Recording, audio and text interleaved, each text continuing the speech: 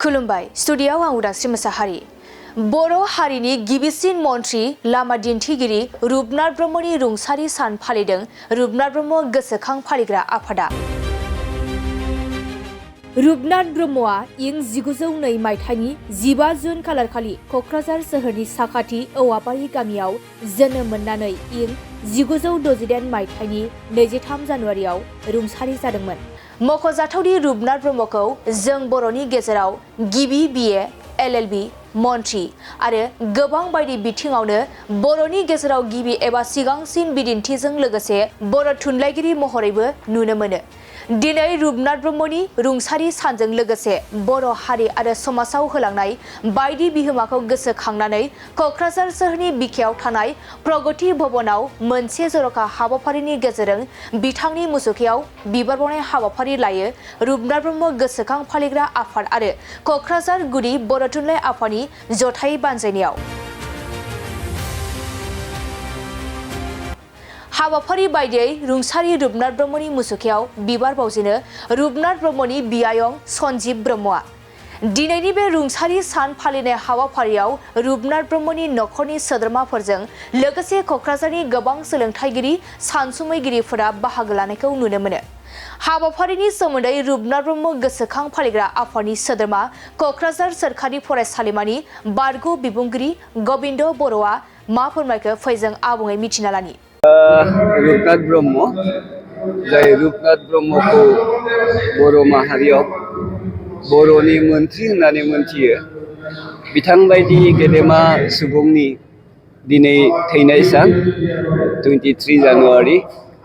बे थैनाय सानखौ जोंनि क'क्राझाराव नैबे प्रगति भवननि न'यङाव फालिनाय जादों दिनै। आरो नोंथांमोना बयबो मिथिगौदि बिथाङा 1968 मायथाइनि दिनैनि दिनाव रुंसारि जादोंमोन। दा बिथांनि रुंसारि जानायनि सानखौ फालिबोनो थाखाय जोंनि क'क्राझाराव रुपनाथ ब्रह्म मेम'रियेल बा गोसोखां सान फालिग्रा होननाय मोनसे आफाद दं। बे आफादनि दैदेननायावनो लोगोसे आरो जोंनि बर' माहारिनि जिবিলাক गौथुमफोर दङ, बर' साहित्य सभाखौ लाफानानै बर' फरायसा आफाद, बर' हारिमु आफाद, बर' समाज बायदि बायदि माने जोंनि गौथुमफोरनि दैदेनगिरिफोरनि मददाव बोसोरफ्रोमबो बिथांनि बे थैनाय सान आरो जोनोम सानफोरखौ फालिबोगासिनो दङ। आंबो बे जोनोम सान बा थैनाय सान फालिनायजों लोब्बा गोनां बेक्ति हिसाबै जोबोद गोजोननाय मोनदों। मानोना आं रुपनाथ ब्रह्मनि थैनायनि उनाव बिथांनि माने मुसुखा दानानै नैबे रुपनाथ ब्रह्मनि बे मुसुखाखौ प्रगति भवन होननाय क'क्राझार सोहोरनि जानाखि जोंनि मोनसे थावनि दङ, बे थावनिनो मोखाङाव बिथांनि मुर्ति एबा मुसुखाखौ गायसनदोंमोन। आरो बे गायसननाय मुर्तिनि सेरावनो जों बोसोरफ्रोमबो बे गोसोखां सानखौ जों फालिबोयोमोन। नाथाय गुबुन मोनसे खामानिनि मावनायनि थाखाय बिथांनि माने जा मुर्ति गेदेमा सुबुं बिथांनि मुर्तिखौ माखासे समनि थाखाय बोख्लायथ'नानै दोनदोंमोन।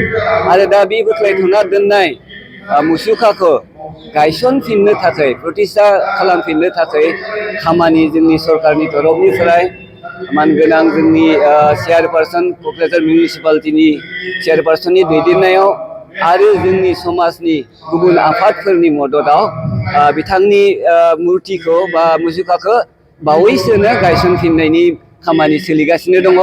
रिइनस्टलेशन अफ माने स्टेचु रुपनाथ ब्रह्मनि बेखौहा बावैसो साननि उनावनो जोंफोरो सेरिमनियेलि गायसनफिननो हागोन आरो बिनि थाखायबो मोनसे सेरिमनियेल हाबाफारि निश्चय लानाय जागोन। जियानो जाया नोंथांमोना बयबो मिथिगौ जे रुपनाथ ब्रह्महा बर' माहारिनि खामानि दामानि मावलांनायनि बिथिङाव गासैबो बिथांखौ सेथि होननानै जों मिथिनो हायो। फार्स्ट, जेरैबायदि बिथाङा जोंनि बर' हारिनि फार्स्ट ग्रेजुवेटमोन, बिथाङानो फार्स्ट LLB पास जानायमोन, ल' पास जानायमोन, बिथाङानो फार्स्ट माने MLA आरो जोंनि बर'फोरनि बर' माहारिनि थाखाय गिबि माने मन्त्रि माने पद मोनदोंमोन बिथाङा सरकाराव। बिथाङानो गासै बिथिङाव फार्स्ट।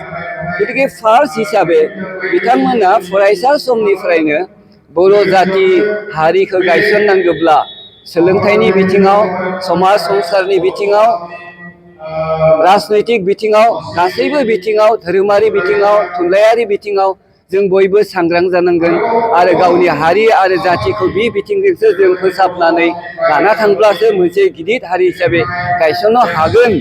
बे सिमां नुजेननाय व्यक्तिफोरनि मादाव गिबिसिन व्यक्ति होननानै बुङोब्ला जोंफोर रुपनाथ ब्रह्मखौनो होननो हायो। मानो होनबा बिथाङा जोंनि बर' फरायसा आफाद बै समनि बर' सात्र सन्मेलननिबो बिथाङा दैदेनगिरिमोन आरो बर' सात्र सन्मेलननि गेजेरजोंहा थुनलाइ एबा बर' रावखौ जौगाहोनायनि थाखाय माखासे खामानि मावनांगौ होननानै फरायसा आफादनि माने प्लेटफर्माव थानानै बिथाङा बर' रावनि जानिखि गिबि माने लाइसि बिबार बे बिबार लाइसि दिहुननायनि समावबो बिथांमोननिनो माने अबदान दङमोन होननानै जों बुंनो हायो।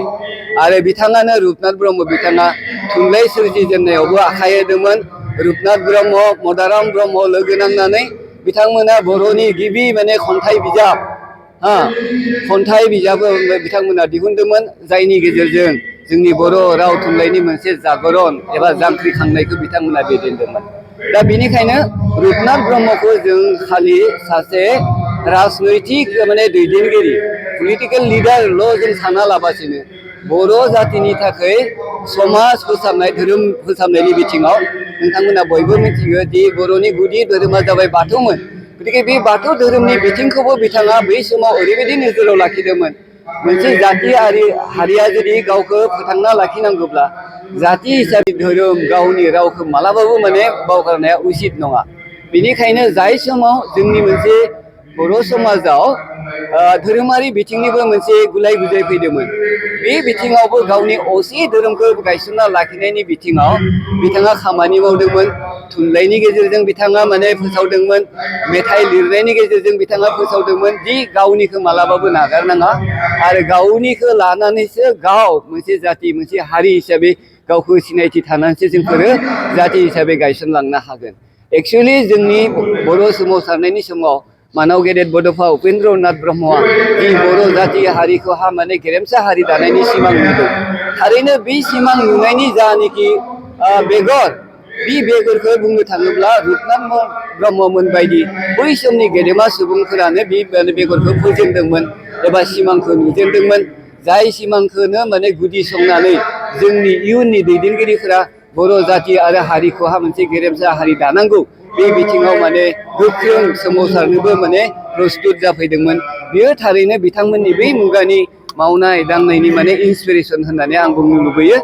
आरो रुपनाथ ब्रह्मआ थुनलाइनि बिथिङाव फरायसाफोरनि बिथिङावल' खामानि मावालाबासिनो थारैनो राजनैतिक बिथिङावबो जोंनि माने बर' जातिफोरखौ गुबैयै जोंनि माने नर्थ इस्टनि बा आसामनि गोलैसोना थानाय माहारिफोरखौ बोरैहाय माने राजनैतिक भाबे सचेतनतायाव लानानै फैनो हायो सांग्रां खालामनो हायो आरो सरकारजों थाफानानै माने जोंनि गोलैसोना थानाय हारिफोरनि मोनसे जौगानाय हाबाफारिफोरखौ माबायदि मावलांनो हायो बेफोरबायदि बिथिंखौबो बिथां रुपनाथ माने ब्रह्मआनो खालामदोंमोन। जाय बाथ्राखौ जों दिनै ट्राइबेल बेल्ट एन्ड ब्लक होननानै बुङो जे माने आसामाव ट्राइबेलफोरनि रैखाथिनि थाखाय ट्राइबेलफोरखौ प्रिजार्भ खालामना लाखिनायनि थाखाय ट्राइबेल बेल्ट एन्ड ब्लक बायदि माने बानायनानै मोनसे बेल्ट मोनसे क्रिएट खालामनानै जोंनि बायदि गोलैसोनानै थानाय ट्राइबेलफोरखौ सुरक्षा होनांगौ गुबुननि माने मा होनना बुंगोन एग्रेसननिफ्राय गुबुननि नासयनिफ्राय गुबुननि गादबनायनिफ्राय बोरैहाय माने रैखा खालामनांगौ बेबायदि सिन्ता भाबनायाबो बिथाङा सरकाराव दङमोन हिसाबै मन्त्रि हिसाबै दङमोन हिसाबै बिथाङा बै जातिनि हारिनि खामानिनि थाखाय बेबायदिबो माखासे बिथिंफोरखौ जों खामानि मावलांनायखौ नुनो मोनो। दा बेबायदि व्यक्तिया जोंनि क'क्राझारनि माने औवाबारि गामियाव जोनोम मोननानै क'क्राझार सोहोरखौबो मा होनना बुंगोन आधुनिक सहर हिसाबै गोदान सहर हिसाबै बिभिन्न सुजुग सुबिदा बा फेसिलिटिस थानाय सहर हिसाबै गायसननो हायो बे हिसाबैबो बिथाङा नाजादोंमोनखाय जोंनि क'क्राझार ओनसोलनि रायजो राजाफोरा बिथांखौ आधुनिक क'क्राझार सोहोरनि निर्माता होननानैबो बुङो दाजेनगिरि होननानै बुङो। थारैनो नंगौ जोंनि क'क्राझार ओनसोलाव जिमानखिनि सोलोंथाइ फसंथानफोर गायसनजादों जिमानखिनि गुबुन गुबुन माने समाजारि फसंथानफोर गायसनजादों ओरैबायदि समाजारि फसंथानफोर गैया, सोलोंथाइ फसंथानफोर गैया, लामा सामा डेभेलपमेन्टनि खामानिफोर गैया, जेराव रुपनाथ ब्रह्मनि माने आखाइ गैया। थारैनो बेनिखायनो बिथांखौ जों रुपनाथ ब्रह्म बिथांखौ जों गासै बिथिंनिनो माने आधुनिक बिथिंनि माने निर्माता होननानै जों मानियो। बेनिखायनो जों क'क्राझारनि सोहोरनिल' नङा, क'क्राझार सोहोराव थानाय बिभिन्न जाति जनगोष्ठीफोरखौ खौसेयै लाखिनानै खौसेयै जौगालांनायनि जा खामानि मावनांगौ, बे खामानि मावनायनिबो बिथांखौ जों गिबि दैदेनगिरि होननानै जों बुंनांगोन। बेनिखायनो क'क्राझार सोहोरनि बे माज मुजियायाव बा गेजेर माने जायगा प्रगति भवन बायदि मोनसे भवननि मोखाङाव बिथां माने गेदेमा सुबुं रुपनाथ ब्रह्मनि मोनसे मुसुखा थानाया, बे मुसुखानि गेजेरजों जों जे मोनसे जोंनि जातिनि मोनसे सिनायथि, बिथांनि मावनाय दांनायनि मोनसे सिनायथि होनो हानाया बे जोबोद गोग्गाथाव बाथ्रा।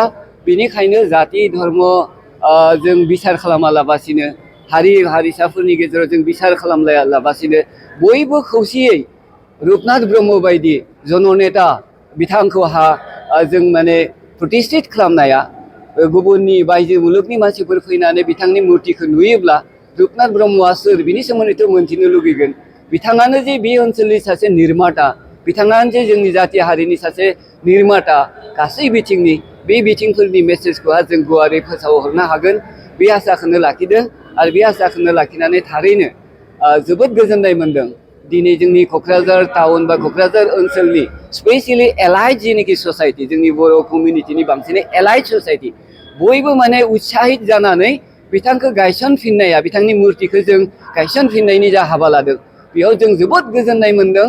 आरो बयबो आसा लाखिदों सेरिमनियेल गायसननायनि गेजेरजों बिथांखौ जों प्राण प्रतिष्ठा खालामफिननाय बायदि, जेरैबायदि बुङो मानसिफोरा, जेन'बा रुपनाथ ब्रह्मनि मुर्ति गायसनफिननायनि गेजेरजों जोंनि जिउनि समाजनि जानाखि सोलायनायनि मोजांनि फारसे बिनि मोनसे प्रतिष्ठित माने प्राण जेन बेयाव जों खालामफिनबाय होननायफोरबायदि इनकारेजमेन्ट मोननायनि बा बिब्दि उत्साहित जानायनि मोनसे जिउ जेन'बा जोंफोर गायसनफिननो थांगासिनो दङ जोंनि क'क्राझार सोहोरनि बिखायाव। बेबायदि आरो आसा खालामो जोंनि बयबो रायजो राजाया बे बिथिङाव सम्पुर्ण भाबे मदद खालामगोन आरो इयुनावबो बिथांनि हाबाफोरखौ लानानै जा जों खामानि मावगोन बेयाव बयबो माने मदद होगोन, बेबायदि आसा खालामदों।